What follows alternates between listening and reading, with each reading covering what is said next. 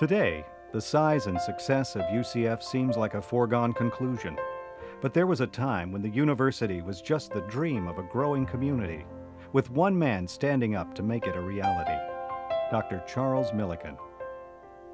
Starting this university demanded that I use all of the education, all of the experience, and all of the intuition that I had in trying to create it. There were just a multitude of things that had to be done in those first few years. The first assignment I had was trying to coordinate the process of naming the university. I had to have meetings with the architects about the buildings and about the campus master plan. Whenever I could during those first several months, and the afternoons after I sort of got caught up on a lot of the routine stuff, I would sit back and think about the community that we were building the university in, and the nature of the community and the kind of university we needed to have and the kind of classes we needed to offer. Millican did more than just think. With tremendous vision for the university and insight into what would be best for Central Florida, he built a solid foundation. And his foundation was more than bricks and mortar. I think one of my key things has always been concern about every person that is a student in the university or somebody working for the university. And that's why, as the first major principle I adopted in running a university, was an accent on the individual. In any organization, the buildings are important, the programs, of course, are important, but the most important thing anywhere are people.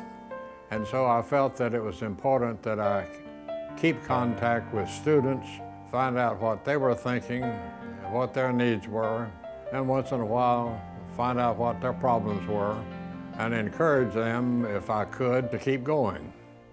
Millican formed bonds with students, professors, administrators, and community leaders that would strengthen the university and create lifelong friendships. He felt the weight of his responsibility, but never tired in his pursuit of excellence. And all that we enjoy about UCF today is based on his hard work, compassionate leadership, and profound vision for a better tomorrow. I am very grateful that I have had the opportunity to start what is now a fine university that has provided a college education opportunity for thousands and thousands of young people, giving them the opportunity to make a better living for themselves and for their families. But when I think about that and realize that now there are more than 200,000 students who've graduated from this university in just a little over 40 years, is unbelievable. To think of a university doing that much for so many people. And I just have a deep sense of gratitude that I have been able to be a small part of all of that.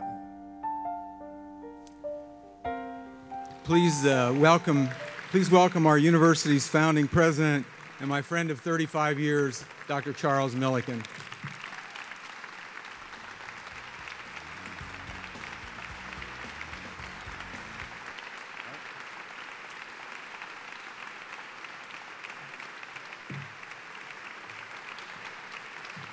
Come on over just a little bit. That's all right.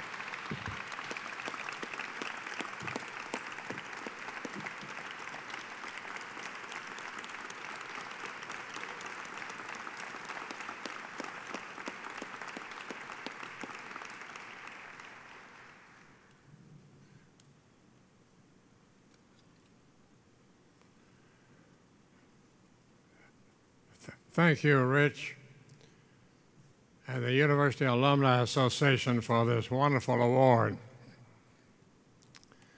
I deeply appreciate it, and appreciate it so deeply that words are just hard to find to say what I want to say, except that getting, as late as it's getting now, I think it's about time we just quit and go home.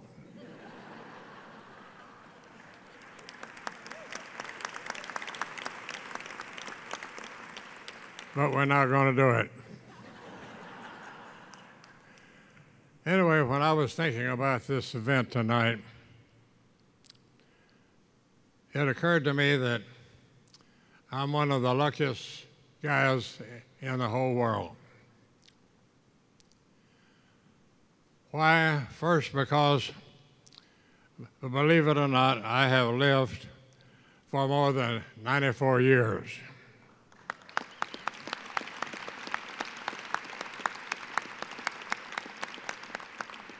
Well, thank you. I really appreciate that applause because it hadn't been easy in the last 3 years. But I've made it so far tonight. That was the first reason I feel that I'm very lucky. The second reason is that I had a fantastic life of more than 64 years with my wife, Frances, and a good partner.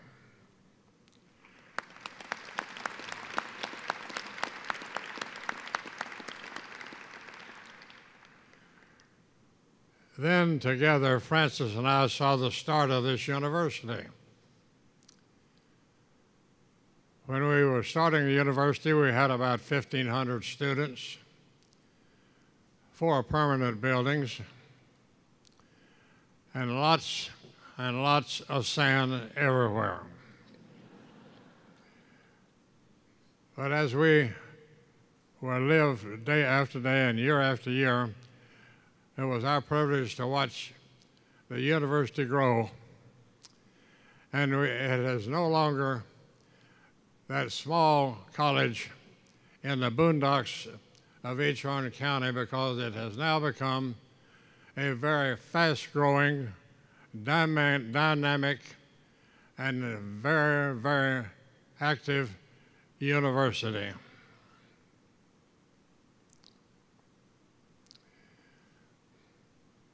It is now one of the 3rd largest universities in the country, as you heard.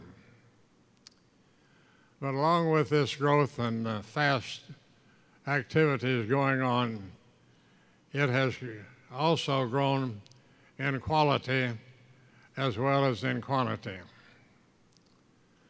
A great deal of this growth and increase in quality is due to President John Hitt and his very fine term as president of this university.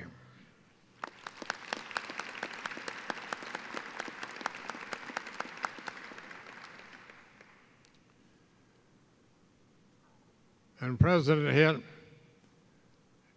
UCF is now really one of the outstanding universities in the country.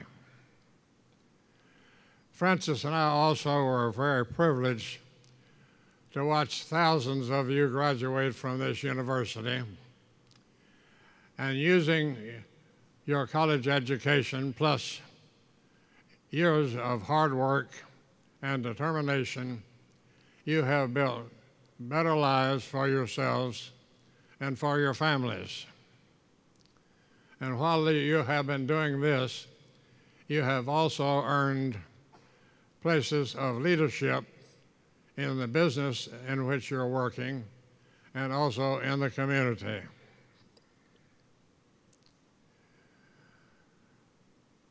And this university has come to mean a great deal to me in so many ways. But as I watch so many of you graduate from the university, I became more and more proud of it every day.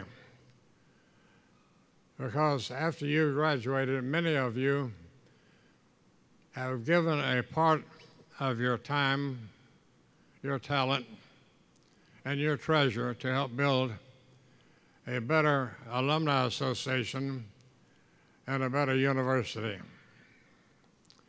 And along with this, your contributions have helped some of those students who have come along after you get a college education, and so they in turn would have the opportunity to build a better life for themselves and for their families. And I am indeed proud of what you have done and proud of this university. Just as one word of suggestion or two, I believe that is it very important for you to maintain your social, your business, and your alumni associations and contacts with people, because one day one of those contacts may determine the kind of work you do for the rest of your life. And I know that to be true because that's one of the kind of things that happened to me. And then if I may, just a word or two of a very personal thanks. For those of you who attended the memorial service for Francis, and to those of you who sent me an avalanche of cards of sympathy, to many of you who helped me in many ways, and to a small group of you who have been a special source of help, strength, and support day after day, week after week, and month after month for 10 long months. And appropriately, you have called yourselves Charlie's Angels. To you and to all of the other groups of people that I have mentioned, I deeply appreciate what you have done, and I want to be sure to let all of you know that you have made a major contribution to my quality of life with the kind of service, the kind of care, and the loving that you have showed toward me in these past 10 months. And I thank you from the bottom of my heart.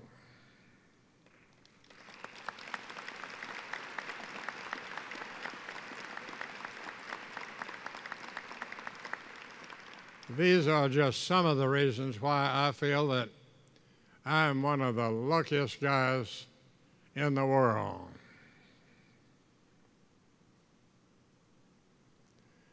Now, I would like to close my comments with the words of an old Irish blessing which say, "May the road rise to meet you. May the wind be always at your back. May the sun shine warm upon your face. May the rain fall gently upon your fields. And may God keep you in the palm of his hand." Thank you again, Rick Walsh and the Alumni Association, for this wonderful award, and a special good night to everybody.